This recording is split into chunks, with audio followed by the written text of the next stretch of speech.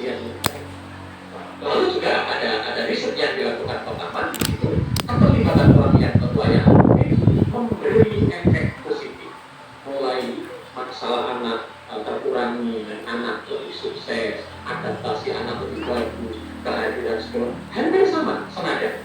Ya, termasuk di Indonesia yang dilakukan riset oleh Bank Dunia.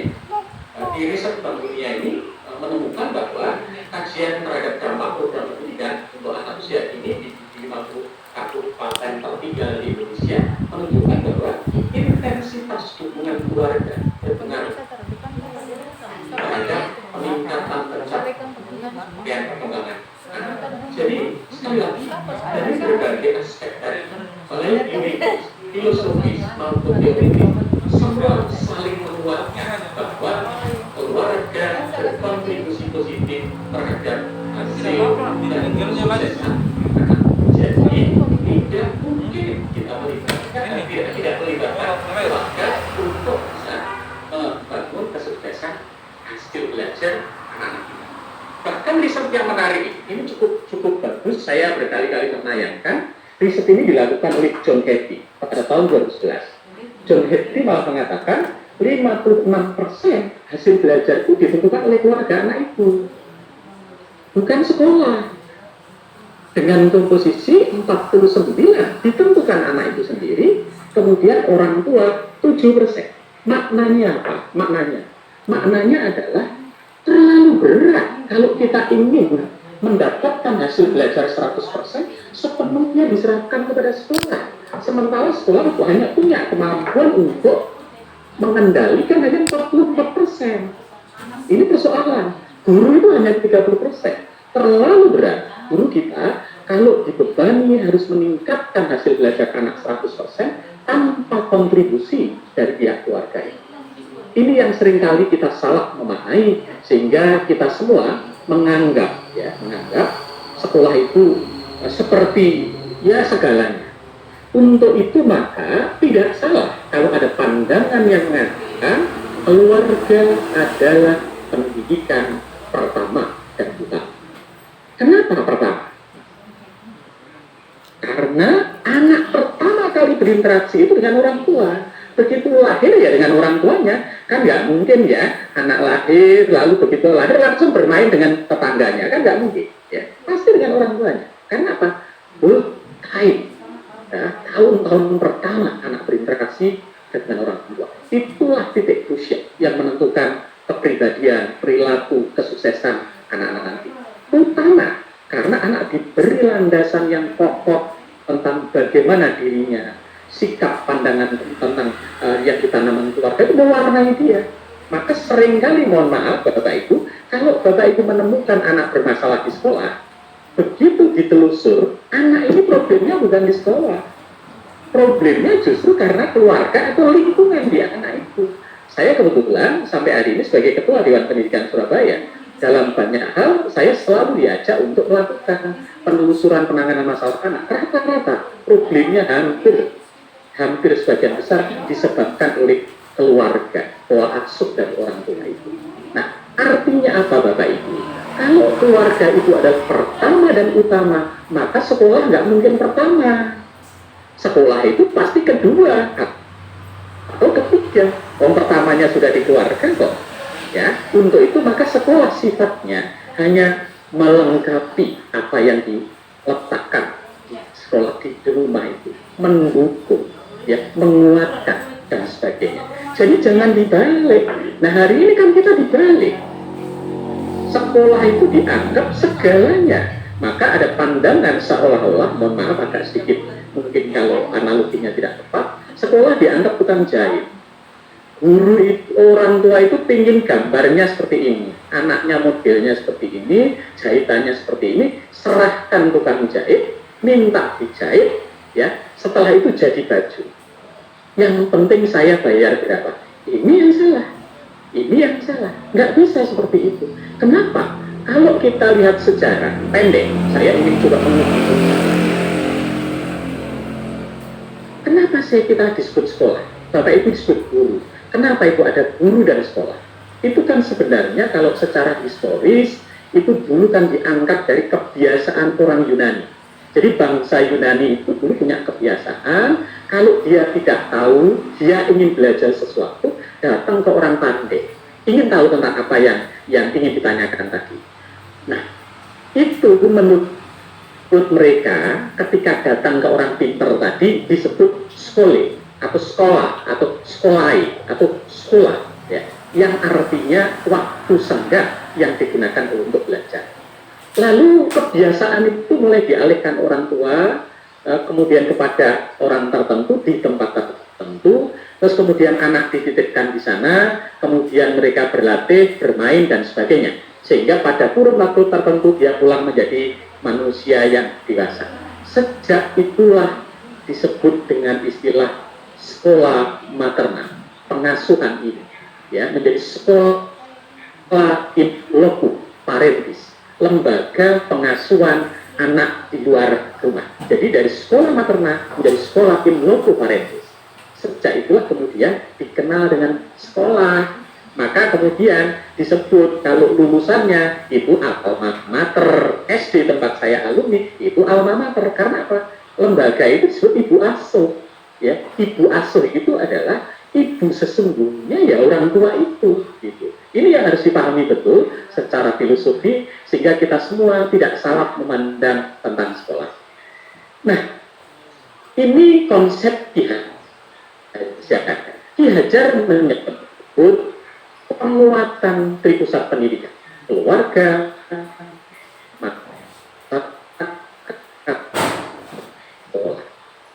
tapi saya pengaruhi keluarga. Dia sangat dipengaruhi oleh sekolah dan masyarakat. Tetapi hari ini anak-anak sudah pengaruhi keluarga.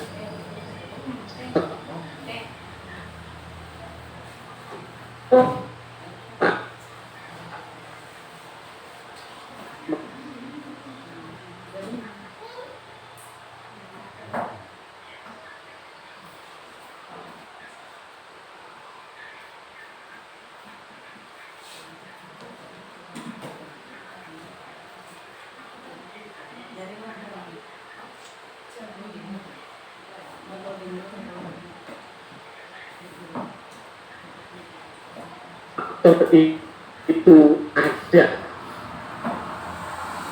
pada bukan pada kepala sekolahnya, bukan pada tetangga, tidak salah. Kalau tripusat tadi tidak berperan, tidak saling mendukung, hancur. Ini analogi saya. Ini bangunan ada 4 pilar catur pusat tadi. Lalu kemudian ini kokoh karena ditopang oleh 4 pilar.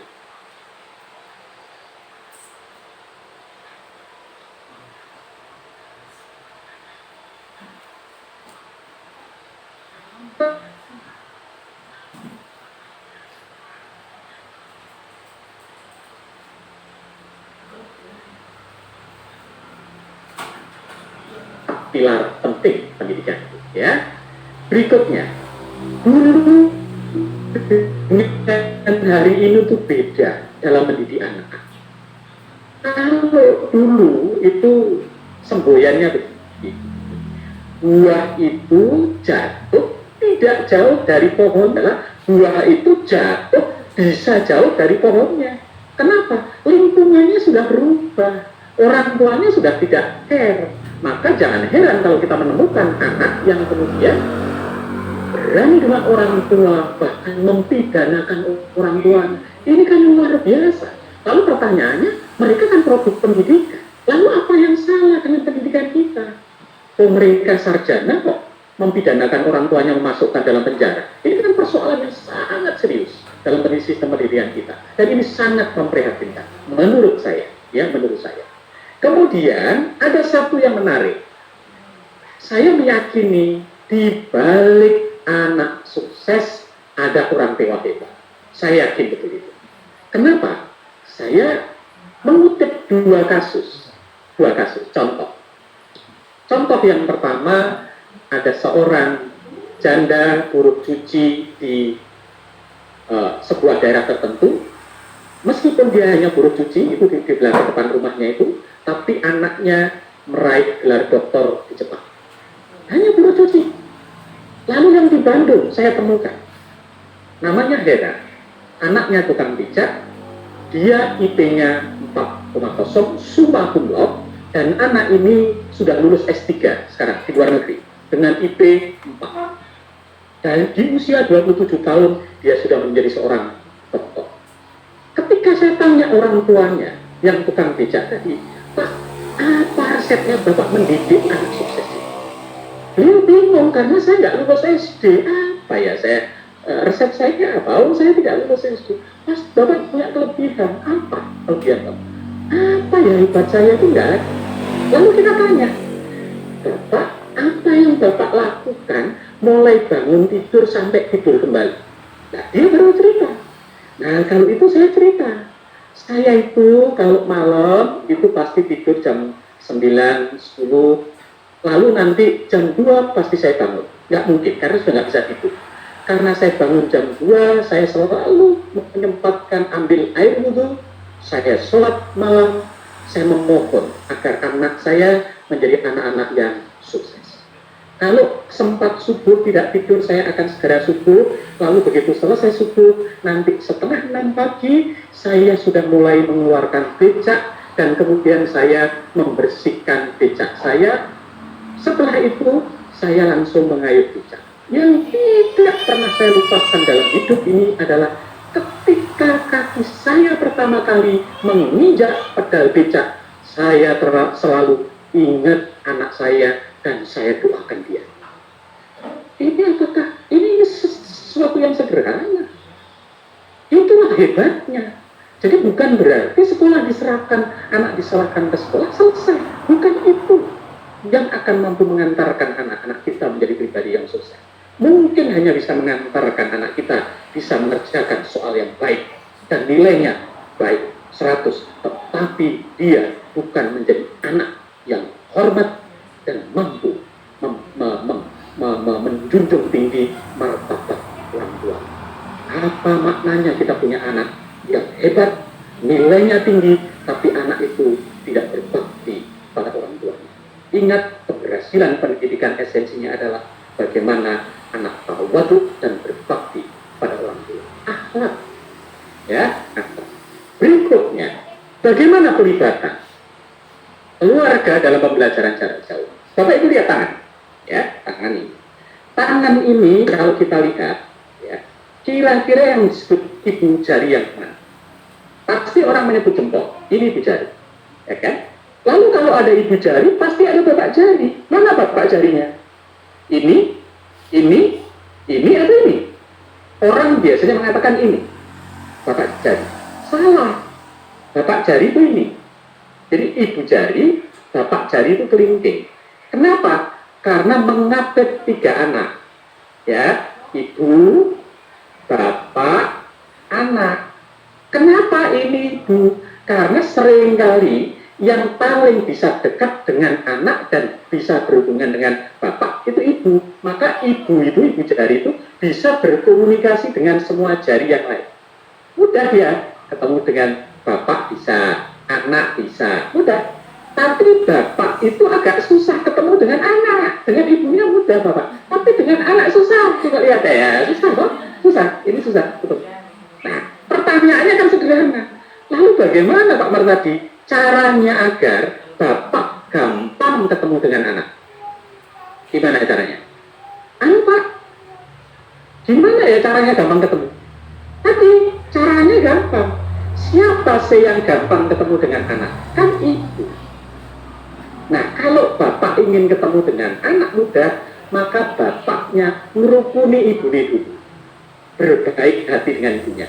Kalau bapak dan ibunya rukun, anaknya pasti ketemu. Problem kita hari ini adalah seringkali kenapa anak bermasalah karena orang tuanya tidak rukun. Persoalan mendasar, ya. Berikutnya, kita harus tahu keluarga, karakteristik keluarga kita hari ini. Keluarga digital, ya, yang gandrung IT lah, komunikasinya pakai sosmed, bahkan WA ke suaminya aja pengen ngobrol pakai sosmed gitu ya, pakai WA. Ini kan multitasking, kemudian kritis. Orang tua hari ini kritis. dalam tanda petik untuk cerewet. Jadi kalau Bapak Ibu nanti banyak orang tua yang banyak sering protes, nanya, iya itulah ciri-ciri keluarga yang hari ini, ya. Kemudian tidak sabaran dan sebagainya. Nah, ada satu regulasi yang mengatur tentang itu. Bagaimana pelibatan orang tua pada masyarakat, kemudian keluarga dan sekolah. Saya tidak membahas ketiganya. Saya hanya membahas yang terkait pelibatan orang tua di keluarga. Karena apa? Itu domain yang ingin saya bahas. Kalau di sekolah sudah cukup banyak dan saya yakin sudah banyak dilakukan oleh orang tua. Untuk pelibatan di keluarga apa? 3 aspek penting. Menumbuhkan nilai karakter, motivasi untuk anak belajar, mendorong budaya literasi, fasilitasi kebutuhan belajar. Ini semua terkait karakter, bukan aspek akademik. Menumbuhkan nilai karakter, memotivasi, mendorong budaya literasi. Nanti saya tunjukkan di akhir beberapa tips untuk menumbuhkan perilaku dan karakter anak melalui pembiasaan baik sekolah maupun keluarga. Ya, 4 kata kunci ini yang kita bangun. Nah, hari ini kebetulan tadi disinggung oleh narasumber yang pertama, dunia sedang berubah. Kenapa berubah? Karena 2 hal. 1, kita diberi ujian berupa COVID-19. Tapi Allah itu tidak Allah itu adil. Ketika di satu sisi kita diberi ujian, kita diberi limpahan bonus. Bonusnya apa? Bonus digital di sisi yang lain. Sehingga tatkala kita tidak bisa berhubungan, kita diberi alat, kita diberi tools untuk tetap bisa berhubungan. Nah, kondisi ini mau tidak mau harus membutuhkan apa? Readaptasi. Kita beradaptasi dengan situasi. Reorientasi. Kita harus mereorientasi cara ngajar. Kalau kemarin tatap muka jadi tatap maya. Itu repositioning. Kita harus menempatkan posisi sekolah, keluarga dengan tepat. Tanpa itu, maka kita tidak mengambil pelajaran dari pandemi ini. Ini yang saya sebut repositioning. Repositioning, dan sebagainya, itulah yang kita sebut dengan wajah baru pendidikan kita. Yang berbeda dengan sebelumnya. Dulu nggak pernah guru ngajar pakai masker, kemudian ngajar di depan laptop, orang tua harus mendampingi, nggak pernah. Tetapi semua terjadi, dan itu nyata, harus kita alami. Ya. Karena apa? Tadi ada persoalan-persoalan yang menyebabkan kita semua harus melakukan ini, dan itu menjadi sebuah kebiasaan baru, dan tatkala nanti kita masuk di normal baru, itu adalah menjadi kebiasaan dan budaya baru. Nah, dalam kebijakan BDR, belajar dari rumah itu, ada SE nomor 15 tahun 2000. Di situ ada 2 kata kunci yang ingin saya kutip. Pertama, perluasan tatap muka, tidak hanya pada zona kuning, tapi zona orange. Yang kedua adalah kurikulum darurat. Ada ruang untuk itu. Saya sempat menulis ini di Jawa Pos, dan waktu itu sempat saya WA ke Mas Muhajir Effendi dan Pak Hamid di bulan Mei, ya, sebelum kurikulum darurat. Saya sudah sampaikan bahwa tidak mungkin kurikulum normal kemudian mau dijalankan dan dicapai dalam situasi yang tidak normal. Karena kurikulumnya darurat, maka pasti cara pembelajarannya harus berbeda, cara menilainya berbeda, menurut saya, ya. Karena apa? Saya meyakini terlalu berat kalau Bapak Ibu harus mencapai kurikulum normal dalam situasi yang tidak normal. Apa yang dilakukan di kurikulum darurat? Saya menyebut 1, pasti indikator esensial, cukup esensial. Ya, jangan pembelajaran berbasis kelas, tapi topik lah. Jadi jangan guru ngajar kelas A, guru B ngajar kelas B, jangan. Sesekali lintas kelas, guru yang hebat di topik A, maka ketika ngajar kelas B, kelas C, kelas A bareng-bareng menyimak. Nggak apa-apa, memungkinkan untuk itu. Ya, waktu lebih fleksibel, sehingga ada ruang kemerdekaan bagi anak. Ini senapas dengan merdeka belajar. Yang ketiga, pemilihan yang melibatkan orang tua dan anak. Ini yang saya berikan highlight. Karena apa? Konteksnya di sana. Lalu berikutnya, sekolah juga harus menggunakan cara pembelajaran yang tidak sejenis, ya, tapi harus variatif. Variatifnya apa? Sinkronus dan asinkronus. Sinkronus itu apa? Tatap muka. Kalau Bapak Ibu enggak, saya nggak tatap muka, Pak. Saya sudah tatap maya, Pak, pakai Zoom. Itu sinkronus. Itu baru sinkronus. Baru memindahkan kelas di dalam maya. Yang asinkronus itu adalah ketika ada aktivitas mandiri, ada aktivitas kolaborasi. Anak diberi proyek-proyek, tugas-tugas mandiri. Anak diberikan tugas-tugas kolaborasi antara anak dengan orang tua untuk lebih mendekatkan, dia dengan kakaknya, dia dengan adiknya, dia dengan teman terdekat, atau dengan teman yang lain menggunakan mode-mode tools IT yang ada. Jadi kolaborasi. Sehingga tatkala hari ini Bapak Ibu belajar PJJ, seharusnya keempat mode ini harus ada. Tinggal waktunya dirancang. Monggo. Pak, saya belum tatap muka. Oke, berarti 3 mode. Tatap maya, mandiri, kolaborasi. 3 mode itu. Sehingga tatap maya ketemu di Zoom itu nggak terus setiap minggu. Tetapi kalau misalnya 16 kali pertemuan, cukup sepertiga. Disitulah ada pertemuan antara Bapak Ibu dengan anak-anak. Lalu berikutnya, harus ada perubahan paradigma dalam mengajar. Dari Bapak Ibu mengendalikan sistem pembelajaran dengan anak, bergeser Bapak Ibu keluar dari sistem itu, lalu Bapak Ibu memerankan menjadi fasilitator. Kita semua terlahir ketika di S1 dididik untuk mengajar, maka ilmunya pedagogi.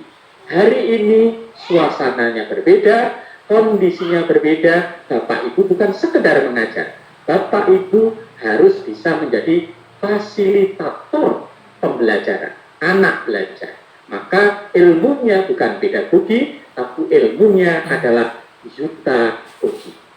Kita masih perlu diperdalam tentang bagaimana menjadikan diri kita sebagai seorang yutagogi.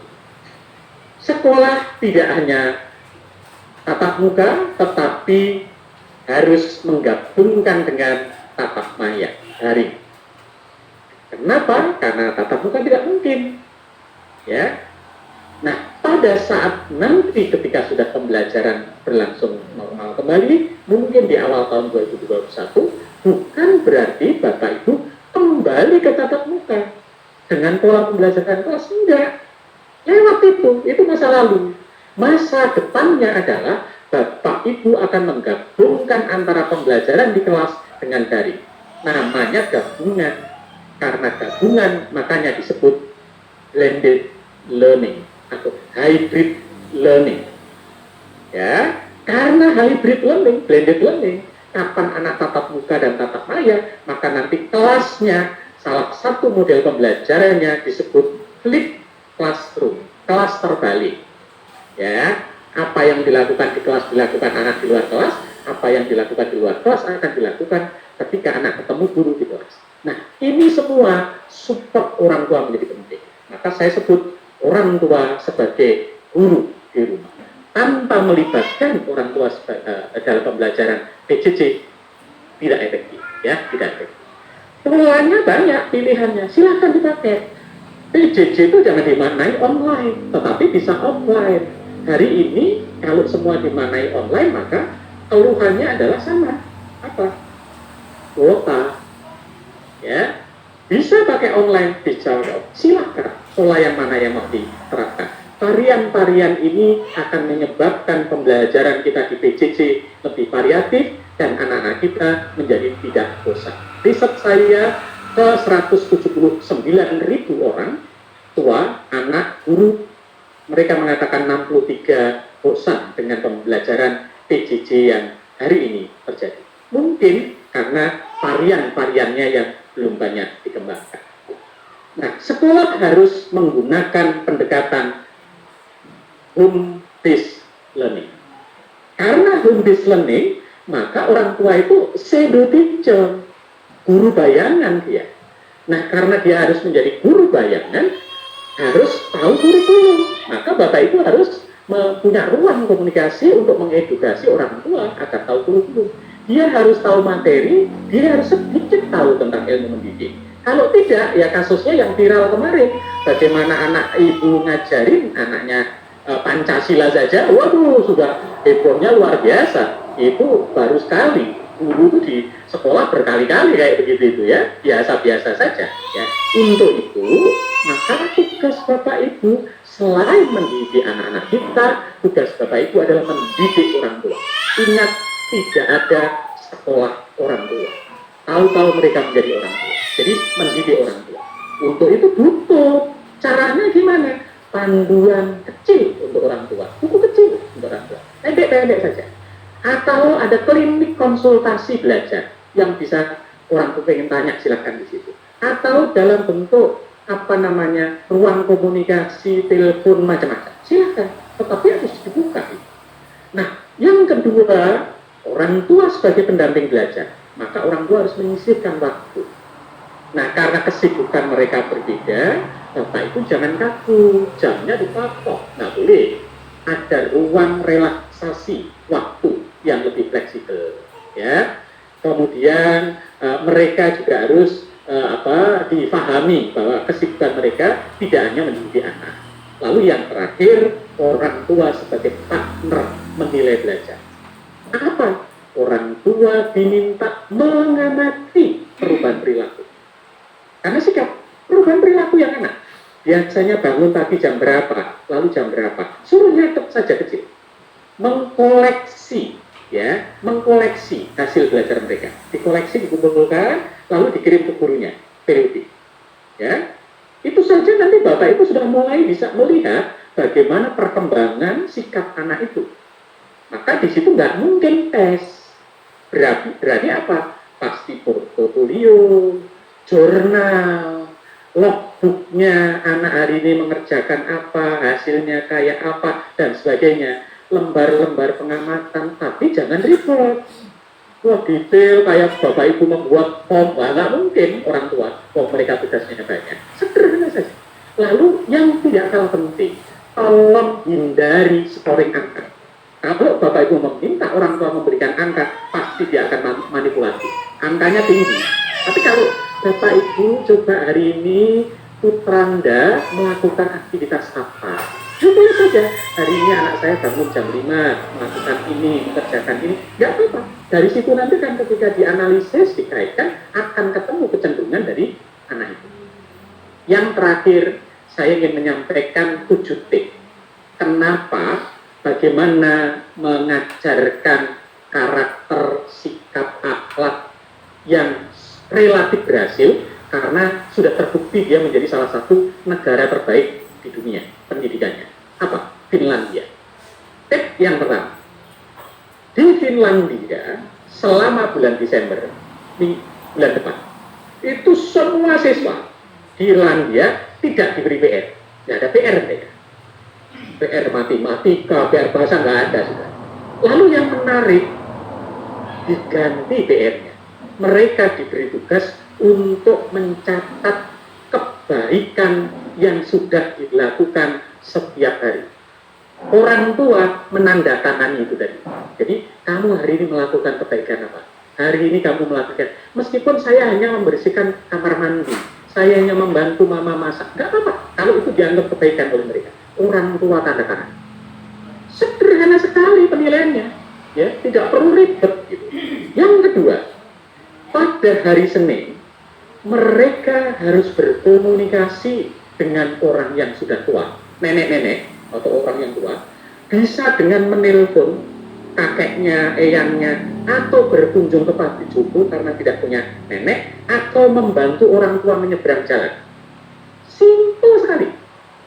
Silakan, hari ini kamu melakukan kebaikan dengan orang yang tua. Sehingga ada trust, rasa hormat kepada orang tua. Ini luar biasa. Lalu berikutnya, tips yang ketiga. Hari berikutnya, mereka mendapatkan tugas untuk membantu pekerjaan orang tua di rumah. Apa? Silakan, nyapu, nggak apa-apa. Cuci baju, bagus. Ya, kemudian membantu memasak, luar biasa. Atau ke kebun, sangat bagus. Kecil-kecil saja. Lalu nanti ditulis apa yang dia bantu, lalu orang tua tanda tangan. Yang keempat, pada hari Rabu adalah hari semua kebaikan. Artinya apa? Anak-anak boleh melakukan apapun asalkan itu baik. Hari Rabu, apapun silakan. Harus hari kebaikan. Jadi pada hari Rabu itu anak-anak berlomba untuk melakukan kebaikan. Dan itu menjadi tugas semua anak. Bayangkan Bapak Ibu, kalau semua anak-anak kita mulai dari kecil dibiasakan berbuat baik, luar biasa. Ya, sesuatu yang akan terjadi perubahan di bangsa ini. Ya. Lalu yang kelima, tak berhenti sampai di situ. Pada hari Jumat pagi, anak-anak sekolah diminta untuk menuliskan satu kebaikan yang telah dilakukan temannya. Bukan menuliskan kebaikan yang dia lakukan sendiri, tapi dia akan tanya kepada temannya, kamu sudah melakukan kebaikan apa? Saya tulisnya. Lalu teman yang lain telepon dia dan sebagainya. Jadi temannya pasti melakukan kebaikan karena takut nanti akan ditanya temannya. Sehingga kebaikan itu menjadi spirit bersama dan dilakukan bersama. Yang keenam, dengan begitu anak-anak bukan hanya diajarkan berbuat baik, tapi anak-anak melihat kebaikan orang lain. Hari ini kita mungkin sudah berbuat baik, tetapi kadang kita belum bisa melihat kebaikan orang lain. Yang terlihat di orang lain hanya keburukan dan kejelekannya. Dan itu terjadi hari ini. Kita buta dengan kebaikan orang lain, tapi kita selalu menonjolkan kebaikan kita sendiri. Dan yang terakhir, ya, ini adalah tahun ketiga sekolah tersebut menerapkan tugas-tugas yang unik tadi, dan hasilnya adalah para siswa di sana memiliki toleransi yang tinggi, baik di lingkungan sekolah maupun di luar sekolah. Setelah 3 tahun baru terlihat perubahan perilaku anak. Terima kasih, itu yang bisa saya sampaikan. Semoga sedikit bermanfaat dan menginspirasi. Nanti kita eksplorasi dalam diskusi.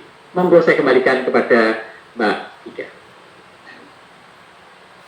Baik, terima kasih Pak Dr. Matadi. Ini bukan sedikit sekali Bapak, sangat luar biasa manfaatnya, banyak sekali untuk saya khususnya dan juga tentunya buat semua para sahabat Seladasa dimanapun berada yang menyimak webinar ini, baik itu melalui Zoom maupun YouTube. Terima kasih Bapak Matadi atas inspirasinya yang sangat luar biasa. Saya sampai terharu tadi mendengar informasi tentang filosofi telapak tangan. Ya. Tadi saya lihat di chatroom juga banyak peserta kita yang sangat memberikan apresiasi yang sangat tinggi kepada Bapak terkait dengan itu. Terima kasih Pak Matadi. Sama-sama Ibu. Nanti saya share ke materinya ke teman-teman. Gitu. Baik, terima kasih. Bapak dan Ibu, sahabat dasar, nanti seluruh materi dari semua narasumber akan kami himpun dalam sebuah link tertentu yang nanti akan juga kami share ke Bapak dan Ibu melalui chatroom. Dan selanjutnya kita masuk pada acara inti yang terakhir, ada narasumber satu lagi yang akan menyampaikan tentang praktik baik yang sudah dilakukan oleh beliau terkait dengan bagaimana melakukan yang sikap sementara peserta didik itu berada di rumah ataupun di mana berjauhan dengan gurunya. Beliau adalah Dr. Sri Dewi Nirmala, beliau dari SD Negeri Pasir Langkat 1, Kabupaten Sukabumi. Langsung saya menyapa dengan beliau. Selamat siang, Bu Sri.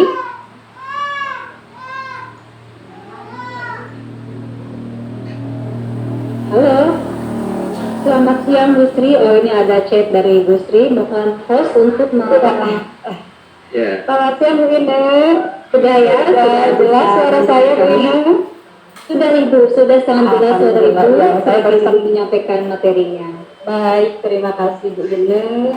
Bismillahirrahmanirrahim. Assalamualaikum warahmatullahi wabarakatuh. Sampurasun.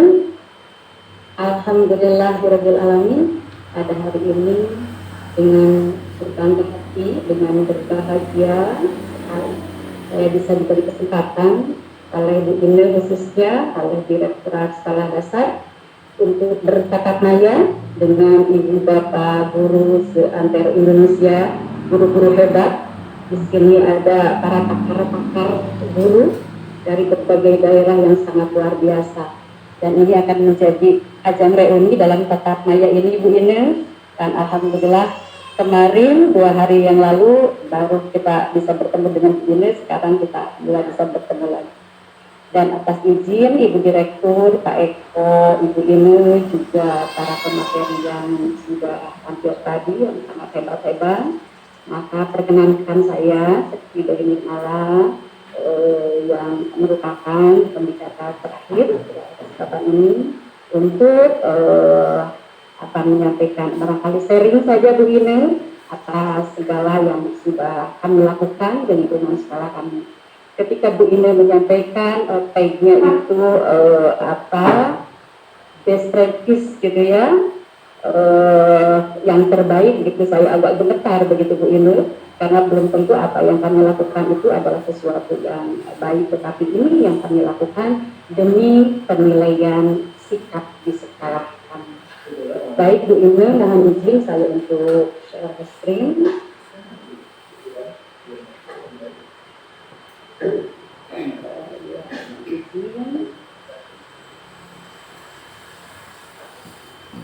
Oke, jadi sepertinya ini ada sinyal yang agak lemah di tempat saya.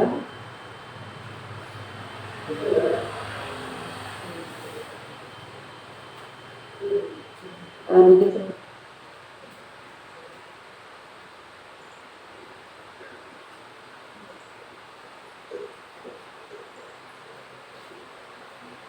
bagaimana Bu Dewi, apa bisa share screen? Ya, Bu Dewi suaranya mohon dihidupkan. Saya kok belum bisa share Bu ini. Sudah diizinkan tapi belum bisa. Sudah.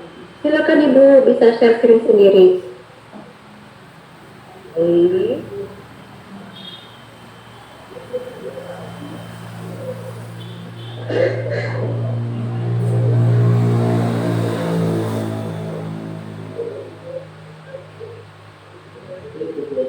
Sebentar dulu, sebentar.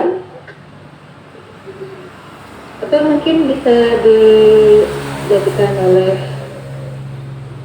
kami, Ibu sebagai sosok yang untuk media satunya lagi.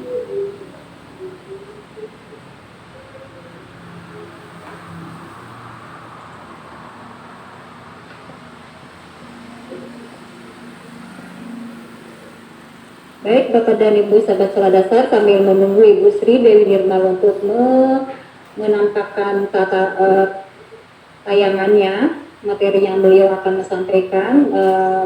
Sementara di sini saya akan mengingatkan kepada Bapak dan Ibu semua untuk mengisi daftar hadir sebagaimana dalam link yang sudah kami share melalui chatroom, baik itu yang dari Zoom maupun di YouTube. Kemudian juga kami baru saja sudah menyampaikan link materi yang dari tadi Bapak dan Ibu nanti semua materi narasumber sudah hadir dalam link tersebut. Ya, langsung saya menyapa kembali dengan Bu Sri Dewi Nirmala. Apakah sudah bisa share screen sendiri? Sudah bisa Bu? Sudah ada tampak? Belum. Ya. Kalau gitu mungkin setelah ini Bu. Oke.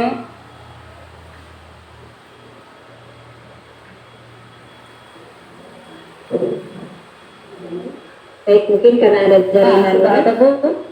Oh ya, silakan dilanjut. Ya, agak sedikit kendala. Baik, sudah bisa tampak di ruang Bapak Ibu? Ibu ini sudah ada? Sudah Ibu, silakan dilanjutkan. Baik, terima kasih Bu Ine.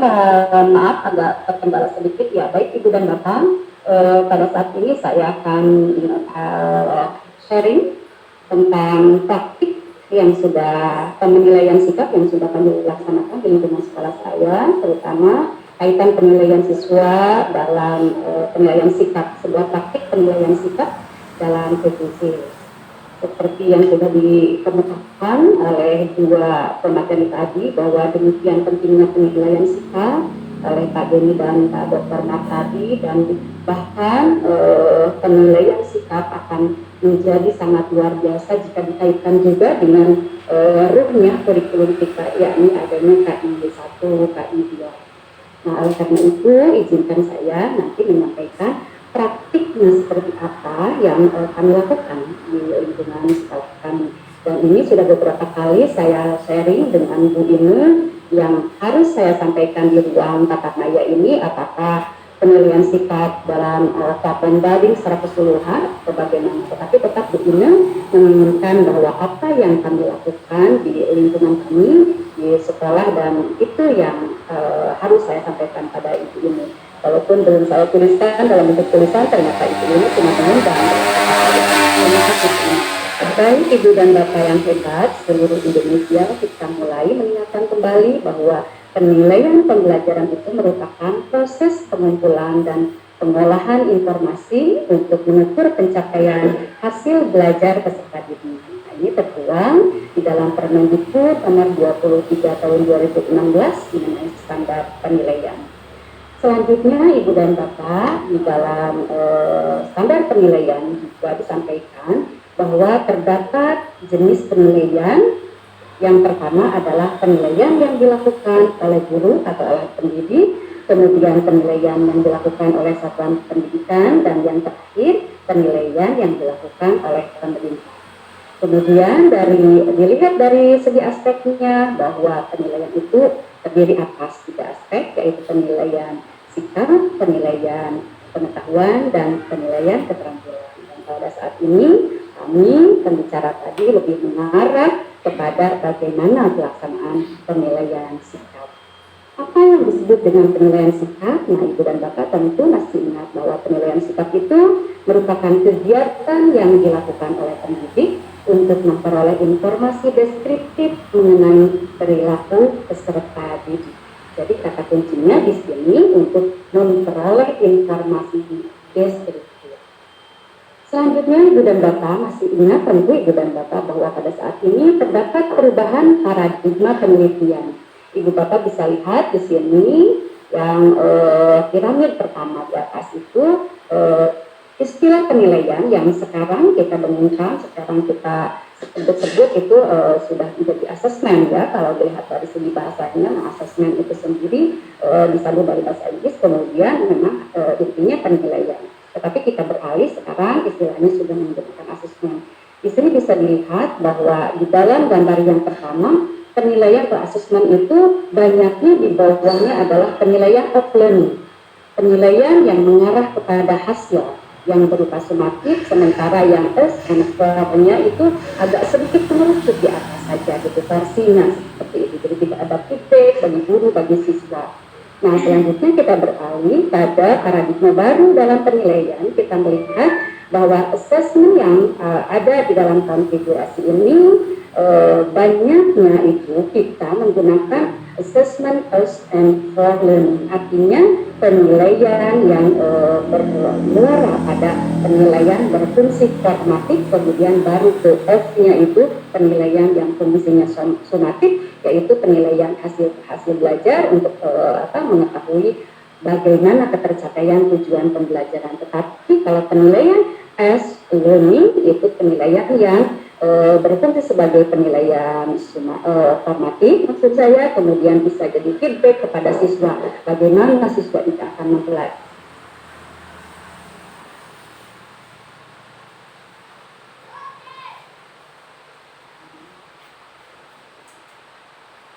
Melihat ada penilaian sikap dari berbagai sisi. Yang pertama, pada saat ini penilaian dilihat dari segi kondisi. Penilaian itu ada yang pertama ada kondisi normal, artinya bukan pada kondisi pandemi seperti ini.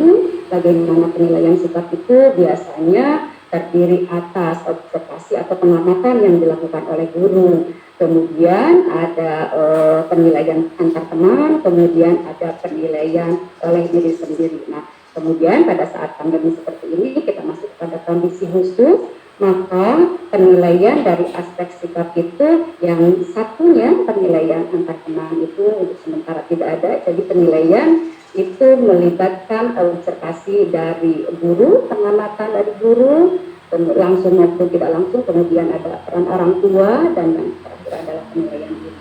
Nah, dari segi melakukan kegiatan pembelajaran, karena ini terkait dengan kondisi khusus, maka tadi sudah disampaikan juga oleh pemateri terdahulu, ada daring, ada luring, kemudian ada blended learning, atau di sini ada kombinasi antara keduanya. Gitu.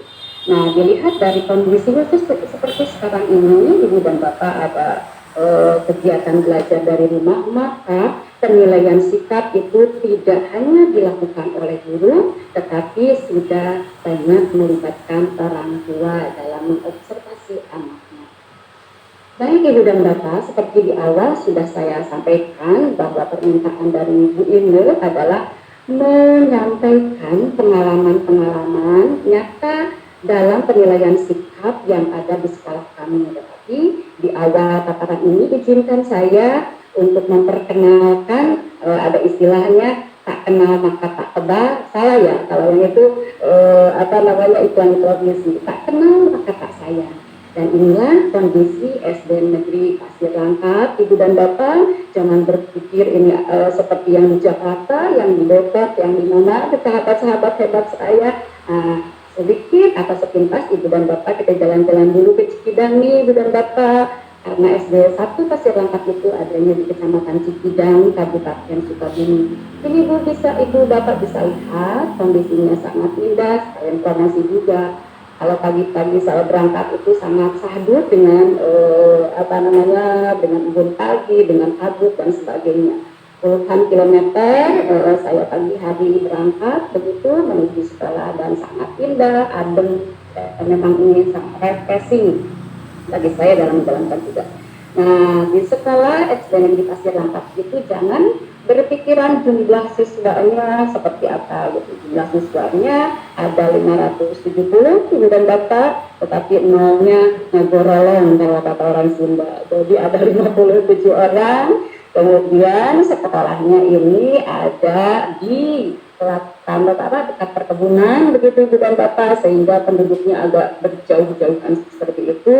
Dan tapi ini tidak menyurutkan kami para guru untuk tetap melaksanakan pembelajaran dengan baik sesuai kemampuan dan sesuai pedoman, kemudian melaksanakan penilaian. Nah, yang menjadi catatan Ibu dan Bapak, di lingkungan sekolah ini sinyal itu sangat susah begitu. Kadang-kadang saya dari beberapa provider itu tidak bisa di sini, tidak ada sinyal, sehingga kalau ada sesuatu yang penting saya harus mengutip di alat-alat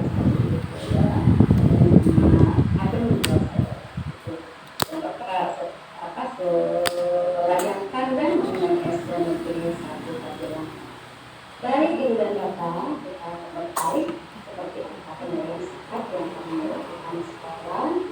Saya ulang lagi kaitannya dengan penilaian, tentu untuk kami adalah bagaimana melaksanakan pembelajaran bukan tersebut, sebenarnya adalah pelaksanaan asesmen.